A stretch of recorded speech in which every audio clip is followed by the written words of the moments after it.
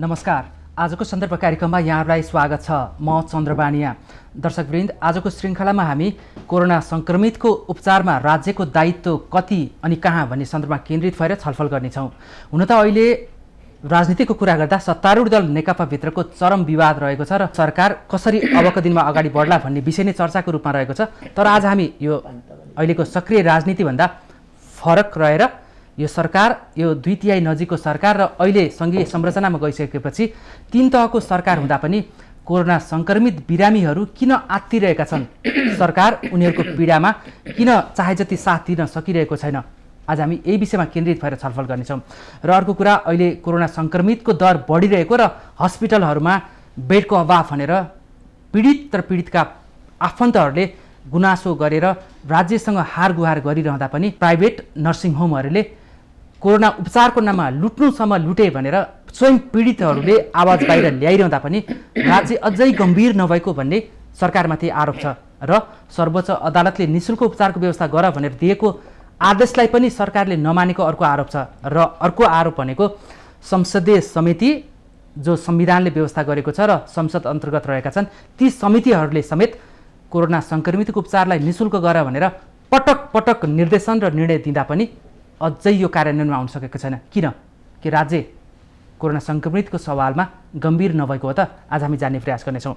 यो विषयमा कुराकानी गर्नको लागि आज हामीसँग सत्तारूढ दल नेकपाकै केन्द्रीय सदस्य एवं सांसद जीवनराम श्रेष्ठ हुनुहुन्छ, शिक्षा तथा स्वास्थ्य समितिको सदस्य हुनुहुन्छ, जुन समितिले सरकारलाई पटक पटक कोरोनाको निःशुल्क उपचारको व्यवस्था गर भनेर निर्देशन दिएको छ। र यसै गरी यही विषयमा छलफलको लागि आज हामीसँग अतिथि हुनुहुन्छ पङ्कज कुमार कर्ण।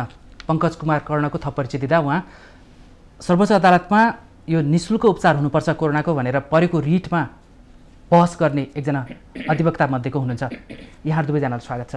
धन्यवाद। म सबभन्दा पहिला सांसदज्यूबाट सुरु गर्छु। हुन त यो संविधानको विषयको कुरा, व्यवस्था गरेको कुरा पछि आइहाल्छ होइन।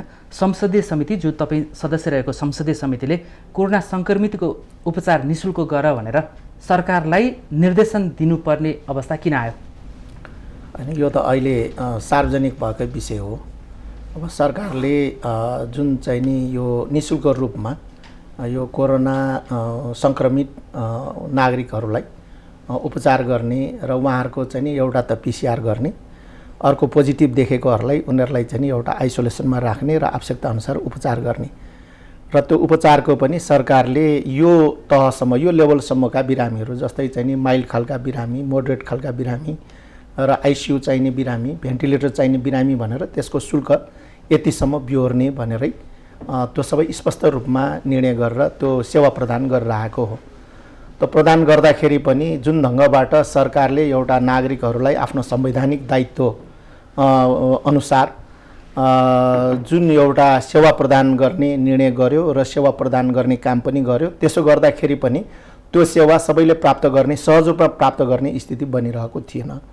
त्यसलाई सुधार गर्नको लागि यो संसदीय यो समिति, शिक्षा तथा स्वास्थ्य समितिले यो कोभिड-19 सम्बन्धी सरकारले गरेको कामहरू निरीक्षण गर्नको लागि भनेर 7 सदस्यीय एउटा उपसमिति पनि बनाएको छ। त्यसको संयोजक पनि मै हुँ।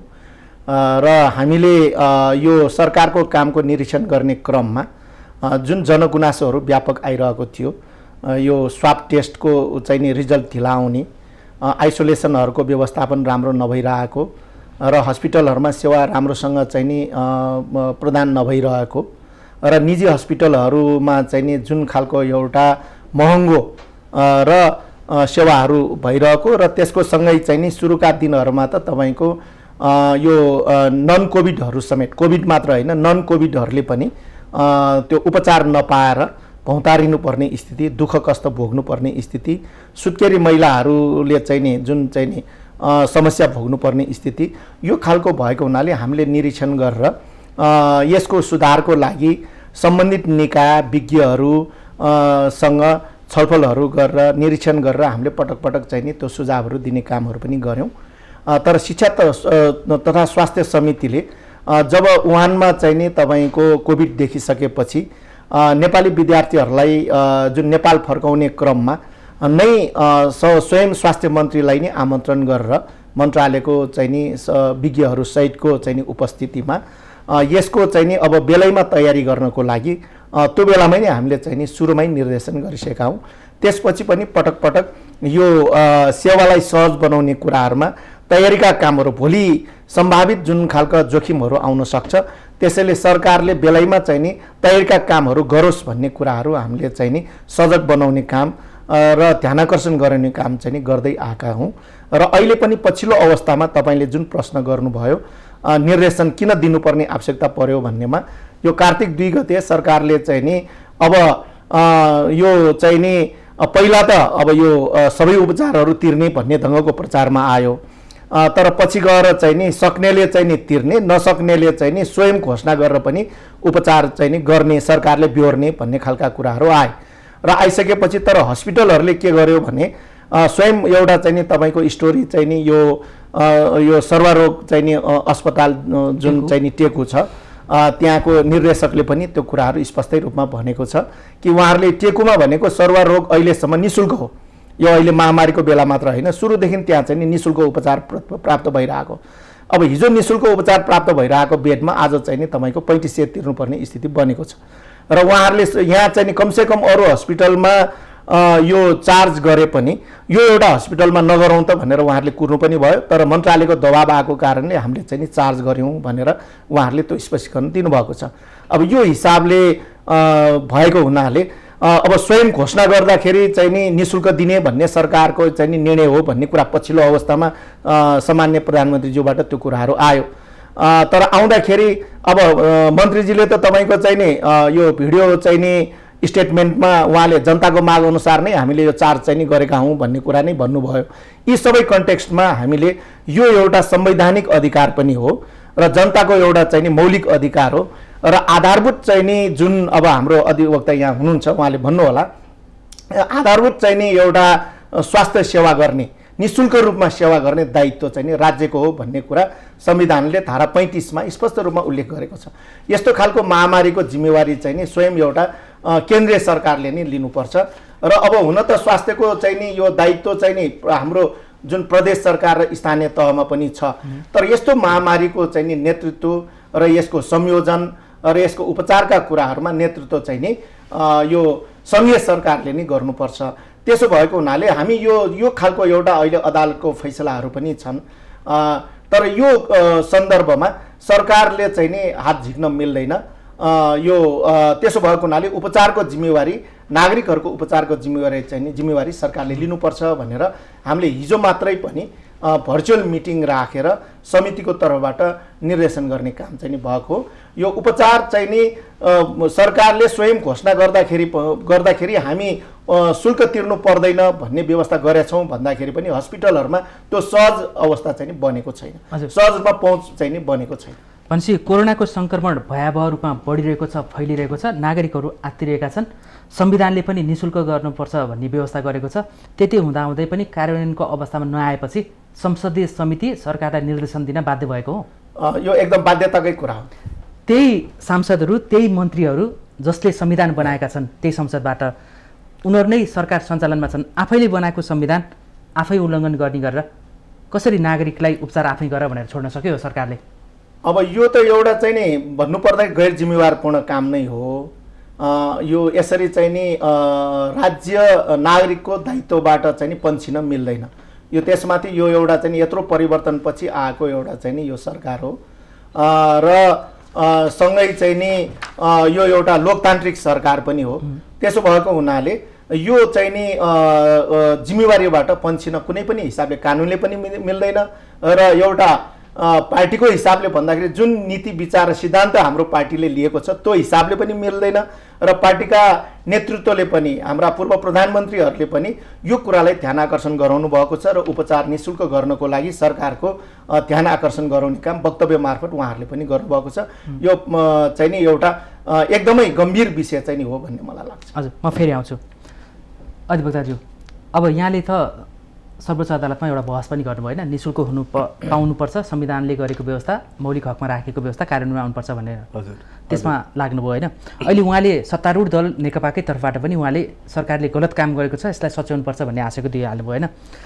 अब अहिलेको यो गणतन्त्र बनिसकेको पछिको यो सरकारलाई लोकतान्त्रिक सरकार पनि भनिन्छ। यो लोक कल्याणकारी राज्यमा यस्तो अवस्थामा राज्यको भूमिका चाहिँ के हुनुपर्छ भन्ने लाग्छ? यो सवाललाई समेटेर भन्नुपर्दा बहुत महत्त्वपूर्ण प्रश्न यहाँले राख्नुभयो। वास्तवमा लोक कल्याणकारी राज्यमा सबभन्दा महत्त्वपूर्ण काम सरकारको के हो भन्दाखेरि आफ्नो जनताको म्याक्सिमम वेलफेयरको लागि उसले काम गर्ने। उसको सबभन्दा प्रायोरिटी के हुन्छ भन्दाखेरि जनताको जीवधनको सुरक्षा गर्ने ग्यारेन्टी सरकारले गर्न सक्नुपर्छ र गर्नुपर्छ। अन्डर कन्स्टिट्युसनल जुन फ्रेमवर्क छ त्यसअनुसार सरकारकै दायित्वभित्र पर्छन्। तर देखियो के भन्दाखेरि सरकार कहीँ न कहीँ स्केप गर्न खोज्यो आफूलाई। यो महामारीमा आफूलाई स्केप गरेर जनतालाई त्यतिकै छोडिदिएको जस्तो फिल भयो सबैलाई। अनि त्यति मात्र भएनन्, सरकारले केसम्म गर्यो भन्दाखेरि पिसिआरका शुल्कहरू तोकिदियो। त्यस पछाडि अन्य यो महामारीमा रहेका सङ्क्रमित व्यक्तिहरूको लागि जसरी ताजारुकताका साथ सरकारको अब्लिगेसन बन्छ त्यो अनुसार उसले काम गर्नु पर्थ्यो, त्यो संसार उसले कामै गर्न सकेनन्, कामै गरेनन्। बरु जनतालाई उसले कतिसम्म गर्यो भन्दाखेरि शुल्क तोकिदिएर जाऊ तिमीहरू एक किसिमले जहाँ पाउँछौ त्यहाँ इलाज गर, हाम्रो दायित्व छैन जस्तो भनेर पन्छिन खोज्यो।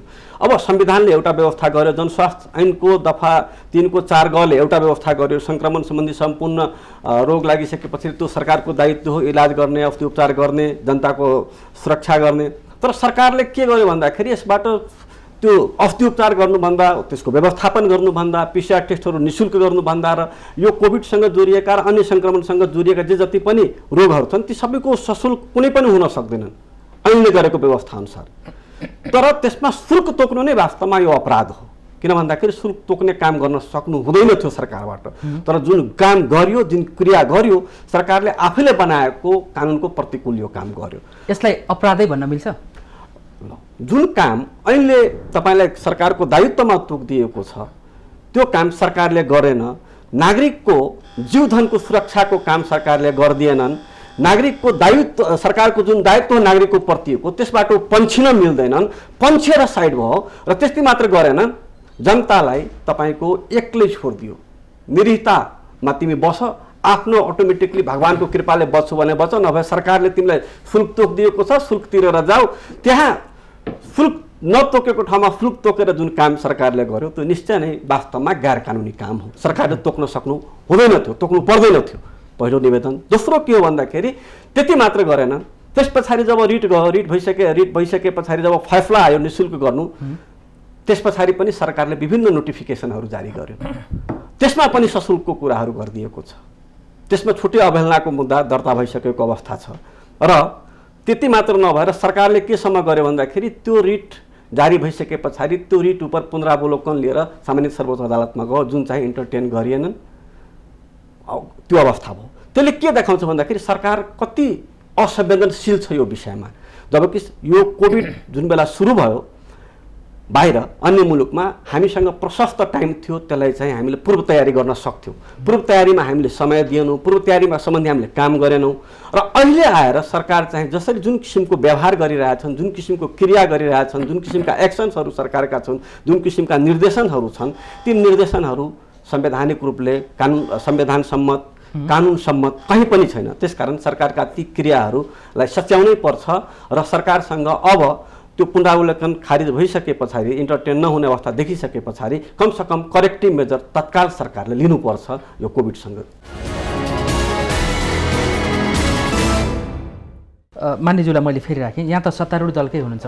सत्तारूढ दलको भएर पनि सरकारले जे गरे पनि आँखा चिम्लेर ल्याप्सी लगाउनु पर्ने ढङ्गले सांसदहरू बोल्न पर्ने ठाउँमा अहिले सांसदहरू नै सरकारले यो गरेन, यो सच्चिनुपर्छ भनेर भन्नुपर्ने अवस्था यो कम्युनिस्ट पार्टीको सरकार बनिरहँदा र सञ्चालन भइरहँदा पनि किन यस्तो अवस्था आयो? जबकि यसले त यो समाजवाद उन्मुख सरकार भनिन्छ, राज्य प्रणाली भनिन्छ होइन।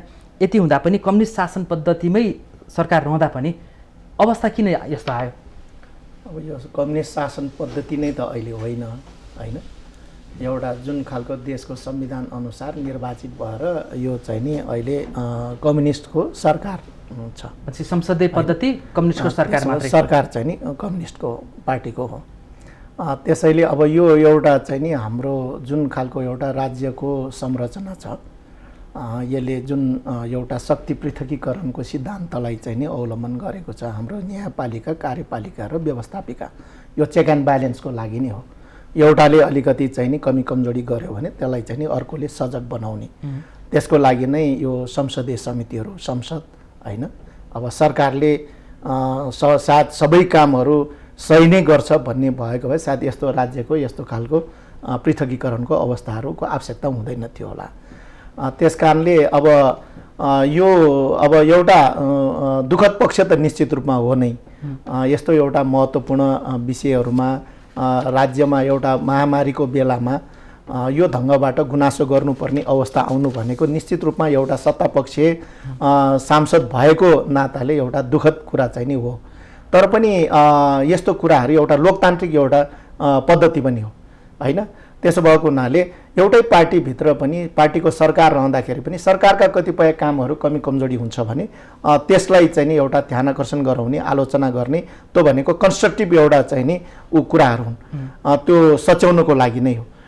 त्यसो भएको हुनाले यो स्वाभाविक चाहिँ एउटा लोकतान्त्रिक प्रणालीभित्र यो स्वाभाविक प्रक्रियाहरू हुन् भन्ने मलाई लाग्छ। अब संसदीय समितिले नै यहाँले लोकतान्त्रिक प्रणालीको भरपुर उपयोग गर्दै हुनुहुन्छ।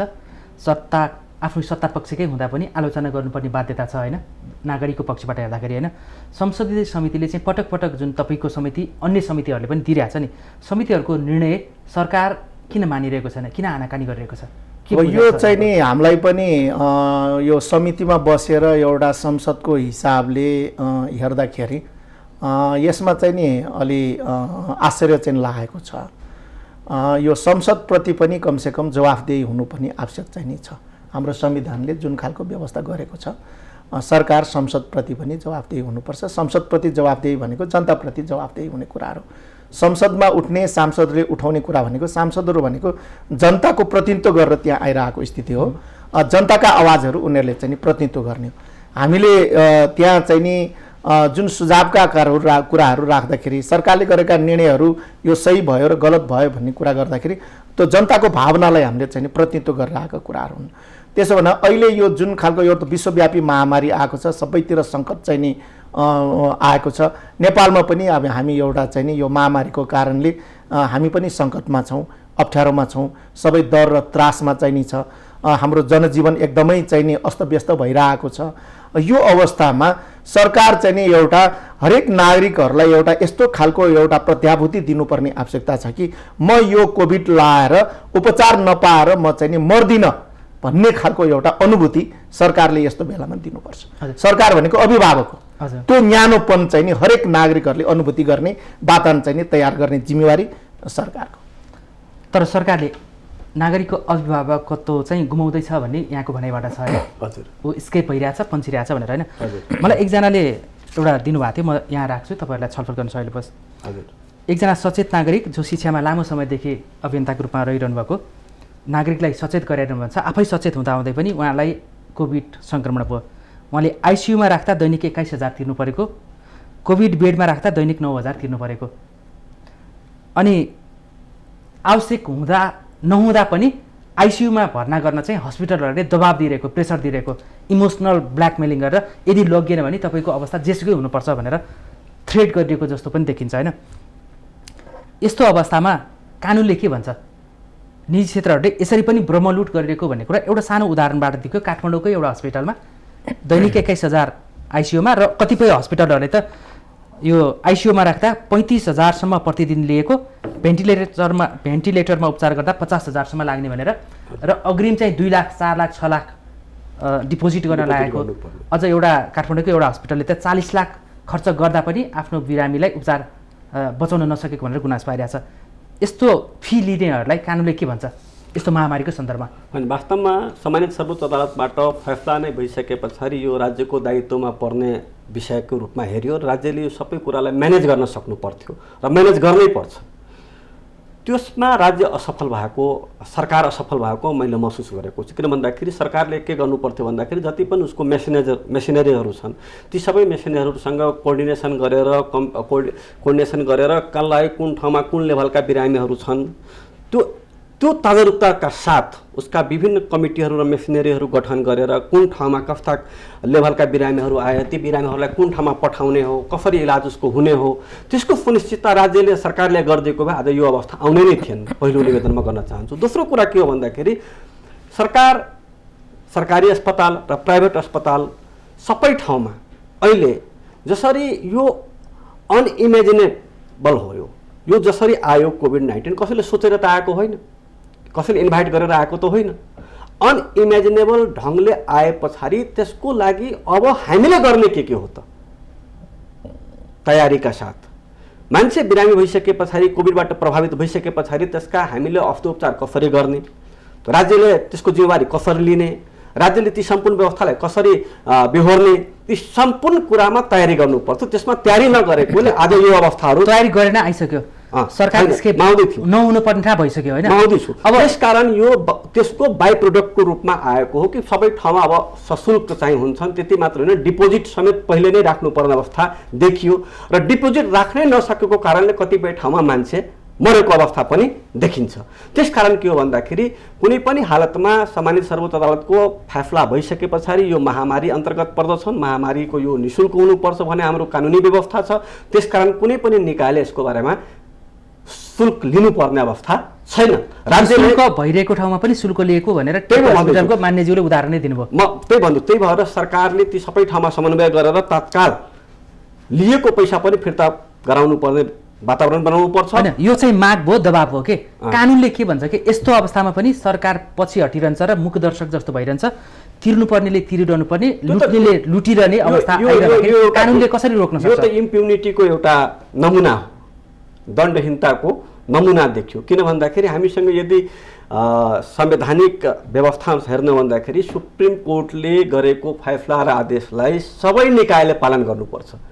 त्यसमा इफ और गर्न पाइँदैनन्, इफ बट गर्न पाइँदैनन् होइन। तर कुनै पनि निकायले यो लिइरहेको छ भन्दाखेरि सुप्रिम कोर्टको यो अवहेलनाको रूपमा ठहरिन्छ र यो चाहिँ गैर कानुनी काम जस्तो देखिन्छ र यसको फेरि अलग व्यवस्था छ जसअनुसार कारबाही हुने व्यवस्था छ। ल, अवहेलनाको कुरा गरौँ। सर्वोच्च अदालतले फेरि अवहेलनाको तपाईँहरूले दायर गरेको मुद्दामा सर्वोच्चको फेरि अर्को फैसला आएको छ। स्वास्थ्य मन्त्रीलाई जवाफ माग भएको छ होइन। अहिले आदेश भएको छ 7 दिनभित्र स्वास्थ्य मन्त्रीज्यूलाई चाहिँ आफू आफ्नो जवाफ पेश गर्न, लिखित जवाफ पेश गर्न आदेश भएको छ होइन। अब त्यहाँ अपहेलना गरेको सर्वोच्च अदालतको आदेश या संसदीय समितिहरूले पटक पटक दिएको आदेशलाई सरकारले अवहेलना गरेको ठहर भयो भने कारबाही के हुन्छ? 1 वर्षमा कारबाही कसलाई हुन्छ? अवहेलना गर्ने सबै अहिले त हामीले स्वास्थ्य मन्त्रीलाई र स्वास्थ्य मन्त्रालयका ती उनीहरूलाई विपक्षी बनाएका छौँ निवेदकहरूले, उनीहरूलाई हुन्छन्। त्यस पछाडि जसले अवहेलना गर्छन् ती सबैलाई ल्याउन सकिन्छ त्यो एम्ब्रेलाभित्र। एउटा त्यो निवेदन गरौँ। अर्को कुरा के हो भन्दा स्वास्थ्य मन्त्रालयको कर्मचारी चाहिँ कारबाहीको दायरामा पर्छ या यो हजारौँ लाखौँ लुट्ने हस्पिटलहरू पनि त्यसको कारबाहीको दायरामा सबै पर्छन्। पहिलो निवेदन गरौँ, सबै पर्छन्। किन भन्दाखेरि सबै पर्न सक्छ, पर्छ। एउटा त्यो र अर्को महत्त्वपूर्ण कुरा के छ जसमा हामीले डिस्कसन कहिले पनि गरेको छौँ अहिलेसम्म यो कोभिडको सन्दर्भमा। तपाईको जब लकडाउन सुरु भयो भन्दाखेरि संविधानले जुन ग्यारेन्टी गरेका छ हाम्रा धेरै राइट्सहरू, लकडाउनको पिरियडमा हामीले ती राइट्सहरूलाई हामी आफैले स्वतः कर्टेल गरेको जस्तो फिल भयो। हामी राइट टु मोबिलिटी हाम्रो समाप्त भयो, रोजगारीको अवसर हाम्रो गुम्यो, हामी श्रम बेच्न सकेनौँ होइन। विभिन्न तपाईँको सर्कलका मान्छेहरू छन् जसले ती व्यक्तिहरूले ती सबै कन्स्टिट्युसनल राइट्सहरूलाई प्रयोग गरेनन्। हेर्नुहोस् कति जनताले कति सहयोग गरेको छ सरकारलाई, ती सबै राइट्सहरूलाई सुरक्षित मतलब सुरक्षित राखेर लकडाउन पिरियडमा घरमा बस्दिएको छ। यो जनताले स्वतः आफ्नो मनले कोभिडबाट प्रभावित नहो भनेर सरकारको निर्देशनलाई पालन गरेर बस्दियो। संविधानले दिएका अधिकारहरूलाई स्वयं कटौती गर्यो। कहीँबाट कटौती गर्ने अहिलेसम्म सङ्कटकालको व्यवस्था त स्वास्थ्य सङ्कटकाल लगायत कुनै पनि सङ्कटकालको घोषणा त गरेका छैन, तर पनि सरकारका सबै निर्देशन मानिदियो। जति पनि लिबर्टीहरू छन् ती लिबर्टीहरूमध्ये धेरै लिबर्टीहरूलाई उसले सुरक्षित भनौँ न रिजर्भ गरेर बस्यो जनताहरू। तर सरकारले के गर्यो त? होइन, सरकारले केही गरेन भन्ने त देखिहाल्यो। सरकारले हात उठाएको छ भन्ने सन्दर्भमा सत्तारूढ दलकै सांसदले भनिसक्नु अवस्था छ। यहाँले भन्नुभयो त्यसरी स्केप हुन पाइँदैन, त्यो स्केप हुनु भनेको अपराध हो, किनभने नागरिक मरिरहेका छन् उपचार नपाएर, जबकि संविधानले निःशुल्क पाउनुपर्छ भनेर मौलिक हकमै व्यवस्था गरेको अवस्था छैन। यहाँले अघि भन्नुभयो नि अहिलेको यो कोरोना महामारीलाई उदाहरण दिँदाखेरि दण्डहीनताको योभन्दा अर्को उदाहरण हुन सक्दैन भन्ने छ होइन। अब सर्वोच्चले आदेश गर्छ, संसदीय समितिले आदेश गर्छ, तपाईँहरू लडिरहनुहुन्छ, अदालतहरूमा लडिरहनुहुन्छ, बहस गर्नुहुन्छ, त्यसका बावजुद पनि सरकारले मानेन अथवा अवहेलनाको मुद्दामा फैसला गर्यो भनेर सरकारले फेरि कारबाही गर्न मानेन भने यसपछिको अर्को उपचार के हुनसक्छ? होइन, कसरी खोज्ने उपचार? जबसम्म यो संविधान जीवित छ, यसको अर्थ हामीले के, यो संविधान सो लङ कन्टिन्युइङ, सर्वोच्च अदालतको फैसला सबैले मान्नै पर्छ। म विनम्रतापूर्वक यो निवेदन गर्न चाहन्छु, कुनै पनि निकायले म सर्वोच्चको फैसला मान्दिनँ भनेर स्केप हुने ठाउँ छैन। यदि यस पछाडि पनि म मान्दिनँ भन्यो भन्दाखेरि हामीले के कल्पना गर्नुपर्छ भन्दाखेरि यो संविधानको उल्लङ्घन भइरहेको छ र संविधान असफल भइरहेको छ भनेर बुझ्नुपर्ने हुन्छ। किन भन्दाखेरि कानुनी राज्यमा कानुनको उल्लङ्घन कसैले एक्सेप्ट गर्दैन। अझै सम्मानित सर्वोच्च अदालतबाट भएका फैसला राज्यहरूलाई म मान्दिनँ भने त कसैले कल्पनै गर्न सक्दैन। हजुर, म फेरि आउँछु, त्यो त्यतिसम्म नपुगौँ होइन, यो संविधानको राम्रोसित पालना होस्, सरकारले हाम्रो जनताको आकाङ्क्षालाई सबैको आकाङ्क्षा त्यही छ, सम्बोधन गरोस् होइन। त्यसकारण त्यो आउँछ होला भने हामी धेरै त्यो त्यस्तो लेभलमा कल्पनै नगरौँ।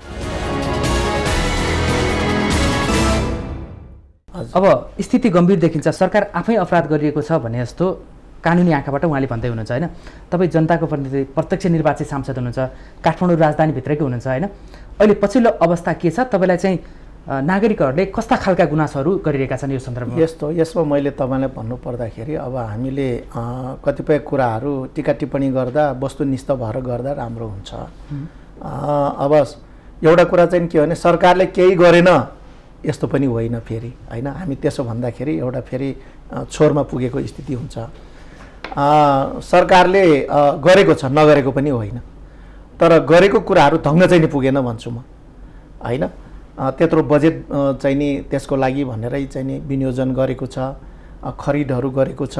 सुरुका दिनमा हामीले चाहिँ नि यो जुन तपाईँको चाहिँ नि यो कार्तिक 2 गतेको निर्णय अब सशुल्क गर्ने भन्ने जुन ठाउँसम्म आइपुग्नु अगाडि त सरकारले नै सबै गरेर आएको।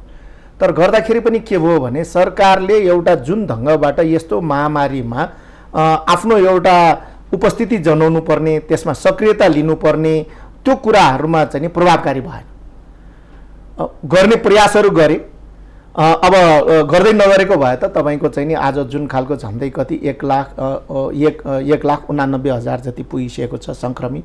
निको भएर जानेहरू तपाईँको चाहिँ नि 1,30,40 जति चाहिँ नि गएको छ होइन।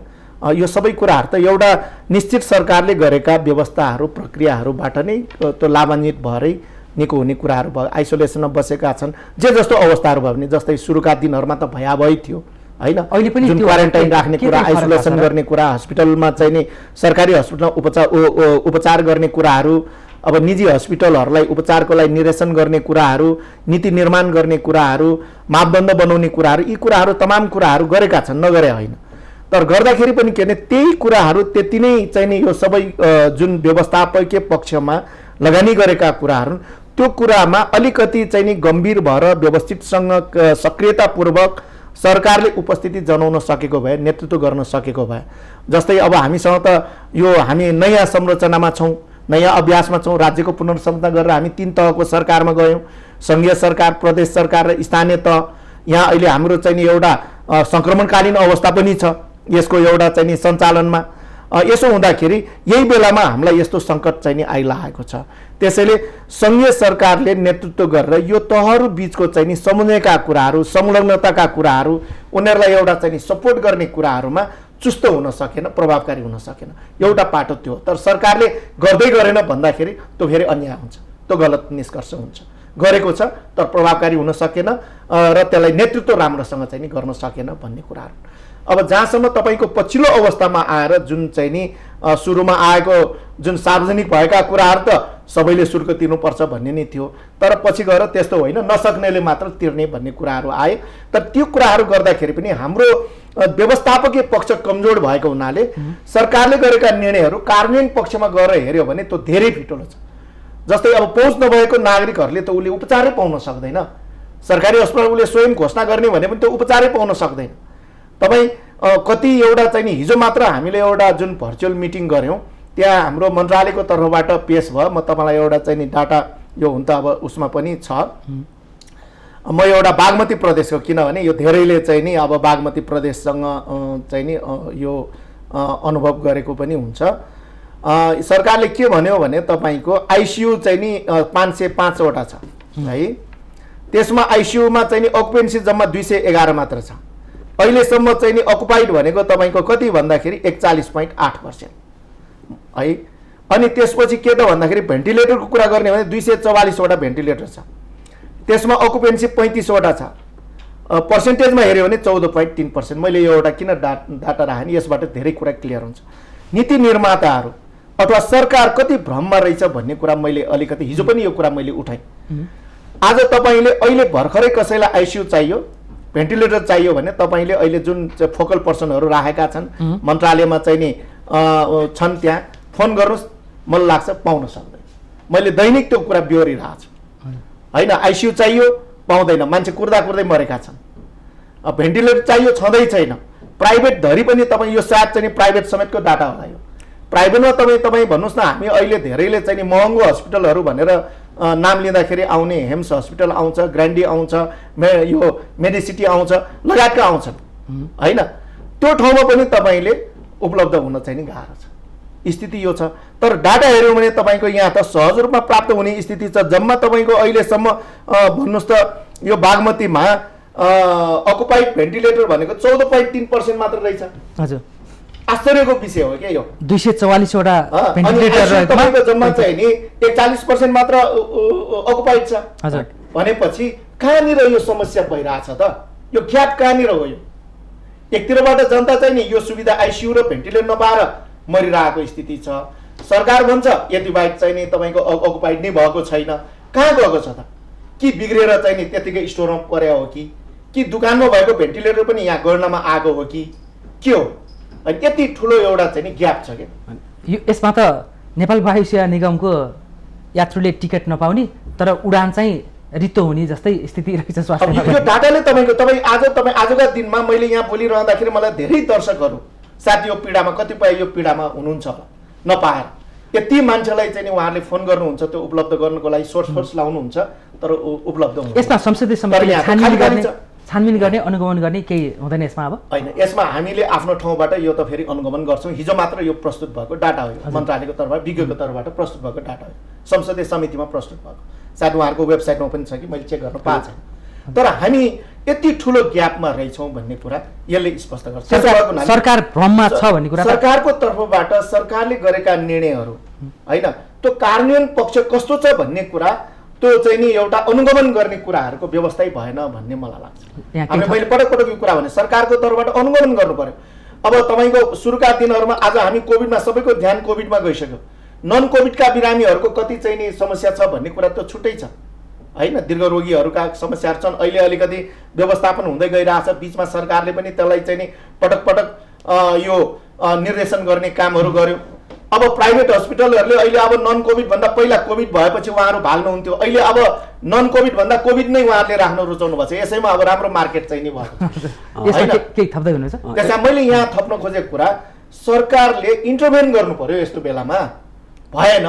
प्रभावकारी ढङ्गबाट कार्यान्वयन पक्ष भएन। सरकारको एउटा त निर्णय तपाईँको धेरै अस्थिर भयो, एक दुई दिनमा नयाँ निर्णयहरू आउने, जुन कार्यान्वयनमै गएको हुँदैन, नयाँ निर्णय आइसकेका हुन्छन्।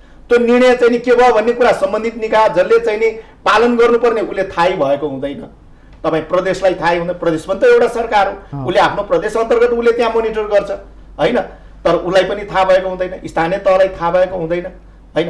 अर्को तर्फबाट तपाईँको यो चाहिँ नि निर्णयहरू हेर्ने हो भने तपाईँको चाहिँ नि यो प्रोटोकलहरू हेर्ने हो भने धेरै राम्रो गरेको छ। जस्तै तपाईँ भन्नुहोस् कि हाम्रो यसको चाहिँ नि यो रोकथाम नियन्त्रण र उपचारको लागि सरकारले के गर्यो भन्दाखेरि अब यो स्थानीय तहले त्यसलाई चाहिँ नि ट्रेसिङ गरिदिने, टेस्टिङ गर्ने काम चाहिँ नि तपाईँको सरकारले गर्ने, आइसोलेसनमा राख्ने काम चाहिँ नि तपाईँको के त भन्दाखेरि प्रदेश सरकारले गर्ने, कहीँ सङ्घीय सरकारले गर्ने। राम्रो छ, फाइन होइन। तर त्यो काम कति हदसम्म भइरहेछ भन्ने कुरा मोनिटर छैन।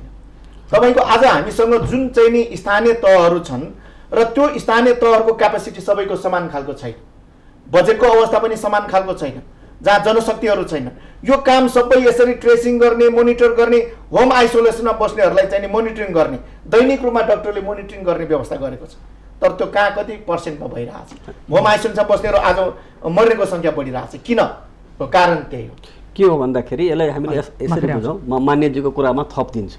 किन भन्दाखेरि उहाँले जनताकै पीडा बोलिराख्नु भएको छ, उहाँको मुखबाट हामीले सुन्दाखेरि त्यो direct voice of the people हो। त्यसमा म के थप दिन्छु भन्दाखेरि सरकारले के गर्नु पर्थ्यो भन्दाखेरि अन्य ठाउँको बजेटलाई पनि काटेर भए पनि यो क्षेत्रमा अहिले लगाउनु पर्थ्यो। तर दुर्भाग्य के भयो भन्दाखेरि हामीले यसलाई प्रायोरिटीमै राखेनौँ। जसरी प्रायोरिटीमा यसलाई राख्नु पर्थ्यो कोभिडको सङ्क्रमणलाई र यसबाट जनतालाई हामीले कसरी रक्षा गर्न सक्नुपर्छ त्यो प्रायोरिटीका साथ यो योजना बनाउनु पर्थ्यो। यस अनुसारको हामीले बजेट एलोकेट गर्नु पर्थ्यो। त्यस पछाडि हामीले डिफ्रेन्ट लेभलका स्ट्रेटेजीहरू डेभलपमेन्ट गर्नु पर्थ्यो, निर्माण गर्नु पर्थ्यो। त्यसमा राज्य चुकेको छ, यसमा विवाद छैन, उहाँले पनि स्वीकार गर्नुभयो। अब के गर्नुपर्छ भन्दाखेरि करेक्टिभ मेजर्समा हामी जानुपर्छ। किन भन्दाखेरि बितिसकेको कुरालाई त हामीले दोषारोपण गरेर केही हामीले फाइदा पाउँदैनौँ। तर अब यो कुरालाई हामीले कसरी फेस गर्ने त? यो त बढ्दै गइरहेको छ। दिनमा सरदर तपाईँको 3000 देखि 3500 तपाईँको सङ्क्रमित थपिँदैछन्। दैनिक मृत्युदर चाहिँ तपाईँको 15 देखि 30-35सम्म जान लागेको अवस्था छ। होम आइसोलेसनमा तपाईँको मेडिकल फेसिलिटी नपाएको अवस्था छन्, हैन? त्यसकारण अब सरकारको उपस्थिति ती प्रत्येक ठाउँमा कसरी देखाउने, फेसिलिटेसन्स कसरी गर्ने, प्राइभेट हस्पिटल होस्, सरकारी हस्पिटल होस्, प्रान्तीय सरकार होस्, पालिका होस्, सबै ठाउँमा ब्रिजिङ गरेर आफ्ना प्रोग्रामलाई कसरी लाने त? त्यो नगरुन्जेलसम्म के हुन्छ भन्दाखेरि तपाईँको यो दैनिक रूपमा सङ्क्रमित बढ्दै जान्छ, मृतकको सङ्ख्या बढ्दै जान्छ। त्यसले के गर्छ भन्दाखेरि सरकार यसतर्फ त्यति सजगताका साथ छैन भनेर एउटा मेसेज जान्छ, त्यो राम्रो मेसेज हुँदैन। अब म के निवेदन गर्न चाहन्छु भन्दाखेरि सरकारसँग अब करेक्टिभ मेजर लिन ढिलो गर्नु हुँदैन। सरकारले के गर्नु पर्यो भन्दाखेरि जसरी यो दैनिक रूपमा बढ्दै गइरहेको छ, यो विकराल अवस्था हामीले हेरिरहेका छौँ। यो विकराल अवस्थालाई हामीले कसरी कन्ट्रोल गर्ने त? यदि यो गर्न सकेन भन्दाखेरि यसका इम्प्याक्टहरू के पर्न सक्छन्? त्यसको लागि हामीले long term strategy, mid term strategy, short term strategy बनाइहाल्नुपर्छ। र त्यो बनाइसके पछाडि त्यसलाई इम्प्लिमेन्ट अनेस्टली गर्नमा कुनै पनि हामीले ढिलो गर्नु हुँदैन। अब यदि हामीले ढिलो गऱ्यौँ भन्दाखेरि हामीले जुन फन्डामेन्टल राइट्सहरू जुन ग्यारेन्टी गरेको छ पिपुललाई यो कन्स्टिट्युसनले, जुन लहरूले, त्योलाई हामीले इम्प्लिमेन्ट गर्न सक्दैनौँ र जनतालाई के फिल हुन्छ भन्दाखेरि हामी सरकारबाटै असुरक्षित भयौँ। सरकारले लिनुपर्ने दायित्व सरकारले लिएनन्, हामीलाई एक्लोपनमा छोडिदियो र त्यसको शिकार हामी बन्यौँ भन्दाखेरि यो गलत मेसेज जान्छ जनतामा। त्यसकारण सरकार अब ढिलो गर्न भएनन्। एउटा यो निवेदन यो गर्छु। अर्को निवेदन के हो भन्दाखेरि सरकार कुनै पनि हालतमा विभिन्न पोलिसीहरू जसरी मान्यज्यूले पनि भन्नुभयो नि 2 दिन 1 दिनमा चेन्ज गर्ने जुन हाम्रो एउटा त्यो देखियो, त्यो वास्तवमा अनुभवको कमी देखिन्छ। सरकार सञ्चालनमा अनुभवको पनि कमी देखियो। त्यस पछाडि जुन पोलिसी बनाउने मान्छेहरू छन् तिनीहरूले पनि यसलाई हतारमा बनाउने भन्दा पनि लङ टर्म बनाउनेतर्फ सोच्नु पर्थ्यो कि कसरी बनाउने हामीले। र यसलाई हामीले साँच्चीकै जनताको जुन समस्या छ अहिले, त्यो समस्या भनेको जनता एक्लोले भोग्ने होइन, त्यो सम्पूर्ण नेपालीको समस्या हो। यदि सङ्क्रमित छ भन्दाखेरि हामी एउटा नेपालीलाई मात्र हेर्नु हुँदैन, हामीले 3 करोड नेपालीको फ्युचरलाई हेर्नुपर्छ। किन भन्दाखेरि सरकारको priority to protect the life of the citizen of the Nepal हेर्नुपर्ने हुन्छ। त्यसकारण सरकारले यसरी सोच्नुपर्ने हुन्छ अहिलेलाई। हजुर, अहिले जुन तथ्याङ्क आइरहेछ नि, मृत्युको कुरा, सङ्क्रमितको कुरा, सक्रिय सङ्क्रमितको कुरा अनि निको हुनेको त्यो तथ्याङ्कहरू जो आइरहेछ, त्यो तथ्याङ्क नै सही हो या सरकारले अझ तथ्याङ्कलाई लुकाइरहेको छ? कतिपयले भन्ने गर्छन् मृतकको सङ्ख्या अहिलेको भन्दा धेरै बढी छ, सरकारले त्यो एक्चुअल डाटा ल्याएको छैन। सङ्क्रमितको पनि त्यस्तै छ, किनभने निश्चित ठाउँहरूमा निश्चित पेरिफेरीमा मात्रै यो परीक्षण भइरहेको छ। म यसमा के निवेदन गर्न चाहन्छु भन्दाखेरि मेरो आफ्नो पर्सनल ओपिनियन के हो भन्दाखेरि डाटाहरू हामीसँग वास्तवमा एकुरेट आउँदैनन् कहिले पनि। सङ्क्रमित कति भएका छन् अहिले त अब अझै जो तपाईँको कम्युनिटीमा नै यो फैलिसके पछाडि के देखिएको छ भन्दाखेरि धेरै मान्छे अस्पताल नै जाँदैनन्, PCR टेस्ट नै गराइरहेको छैनन्। त्यो पनि अवस्था देखिएको अवस्था छ र जुन त्यो धेरै दुःखद अवस्था छ। किन भन्दाखेरि यसका पछाडि पनि धेरै प्रो एन्ड कन्स छ। पहिलो कुरा के भन्दाखेरि त्यो लागिसके पछाडि कोरोना एफेक्टेड भए पछाडि हेर्ने दृष्टिकोण परिवार र रिलेटिभ र सोसाइटीको फरक देखिएको छ। त्यसकारण मान्छे मलाई पोजिटिभ आयो भन्ने छोडिदिएको अवस्था छ। त्यसकारण डाटा अपडेट हुनमा अलिकति कठिनाइ छ। अर्को कुरा के हो भन्दाखेरि जब मान्छे यही कारणले गर्दाखेरि भनौँ न मृत्यु भइरहेका छन् भन्दाखेरि हामी कहाँ के देख्यो भन्दाखेरि विभिन्न सोसल कारणले गर्दाखेरि त्यसलाई लुकाउने प्रयास गर्यो। कतिपय ठाउँमा के गर्यो भन्दाखेरि तपाईँको यो मलामी लगायतका विभिन्न कुराहरू हुन्छन्, त्यसका आफ्ना ट्रेडिसनल त्यो कल्चरहरू छन्, ती कुराहरूलाई पनि मान्छेहरूले गर्दाखेरि यही कारणले कोभिडकै कारणले भन्दा पनि अन्य कारणले भन्न थालेका छन्। त्यस कारण पनि त्यो डाटा चाहिँ कम भएको देखिन्छ। तेस्रो कारण के हो भन्दाखेरि वास्तवमा जति संवेदनशीलताका साथ कम्युनिटी लेभलदेखि, म पालिका लेभलदेखि नै भन्छु, त्यहाँबाट को एफेक्टेड भयो त्यसको रिपोर्टिङ सत्य र सही रूपमा आउन सकेको छैन हामी समक्ष। त्यसको कारण के हो भन्दाखेरि अब मान्छे विभिन्न स्वास्थ्य केन्द्रहरूमा जान छोडिसकेका छन्। उसका स्वास्थ्य सम्बन्धी जुन सुविधा उसले पाउनु पर्ने हो बेसिक फन्डामेन्टली र प्रोपरली त्यो पाउने काम भइरहेको छैन। त्यसकारण सबै ठाउँमा म भन्दिनँ, तर धेरै ठाउँमा चाहिँ त्यस किसिमको अवस्था नभएकोले मान्छे त्यसबाट आफूलाई अलग पारिरहेको। हजुर, अब मान्य जीवनराम श्रेष्ठलाई नै राख्न चाहन्छु। मुलुक यो अवस्थामा छ, तथ्याङ्क यस्तो छ, यहाँले नै भनिहाल्नुभयो, सरकारको हस्तक्षेपकारी भूमिका जहाँ देखिनुपर्ने थियो त्यहाँ देखिएको छैन। यो चाहिँ सरकार कता कता बाटो बिराएको जस्तो छ कि भनेर केही गरेको छ, त्यसका बावजुद पनि गर्नुपर्ने जति यो बलियो सरकारले कमजोर निर्णयहरू गरेको कारणले गर्दाखेरि गर्नुपर्ने जति गरेको छैन भन्ने कुरा अहिलेको यो निष्कर्षबाट आउँछ होइन। अब म जाँदा जाँदै तपाईँ एउटा जननिर्वाचित सांसद, सत्तारूढ दलको सांसद हुनुहुन्छ, युवा नेता हुनुहुन्छ, पछि मन्त्री बन्ने ख्वाब यहाँले राखिरहनु भएको छ होइन। मुलुक यसरी बाँच्न पाउनुपर्छ भनेर नागरिक लडिरहेका छन्, आत्तिरहेका छन्, तपाईँहरूसँग हारगुहार गरिरहेका छन्, तर तपाईँको पार्टीका शीर्ष नेताहरू किन घर झगडामा व्यस्त छन्? यसको केही समाधानको उपाय केही देख्नुहुन्छ? होइन, समाधानको उपाय त छ। जहाँसम्म किन झगडा गरिरहेका छन् त्यसको समाधान के भन्नेमा यहाँको के छ? मैले अन्तिममा यहाँलाई राजनीतिक प्रश्न राखेँ। यो विषयमा चाहिँ नि म अब आज विषय अर्को भएको हुनाले धेरै प्रवेश गर्न चाहिन्न। हजुर, 2 मिनट छ, 2 मिनटभित्रमा यहाँको पार्टीको चाहिँ नि एउटा सञ्चालनको आफ्ना पद्धतिहरू छन्, हाम्रा विधानहरू छन्, त्यसका चाहिँ नि निश्चित चाहिँ नि नीतिहरू छन्। त्यो भित्र बसेरै सबै कुराहरूको चाहिँ नि समाधान खोज्ने हो। अब यो अहिलेको जुन चाहिँ नि तपाईँले अहिलेको नेतृत्व बीचको विवाद चाहिँ अहिलेको जनचाहना अनुसारको अब यो बेलामा जुन खालको एउटा अहिले पार्टीभित्र विवाद देखा परेको छ त्यो राम्रो चाहिँ नि बिल्कुलै होइन। तर पनि अब पार्टीको आफ्नो एउटा चाहिँ नि त्यो पद्धति चाहिँ नि हुन्छ। त्यसैले अब यो सबै कुराको मलाई लाग्छ तपाईँले समाधानको कुरा के हुनसक्छ भन्ने कुराको समाधानको कुरा एउटा पार्टी भनेको तपाईँको त्यो सामूहिक रूपमा नै निर्णय गरेर व्यक्तिगत जिम्मेवारीमा चल्ने हो। यो अहिलेको सरकार भनेको पनि नेकपाको सरकार हो, पार्टी भएरै अहिलेको सरकार भएको हो, कुनै व्यक्तिको कारणले सरकार भएको होइन।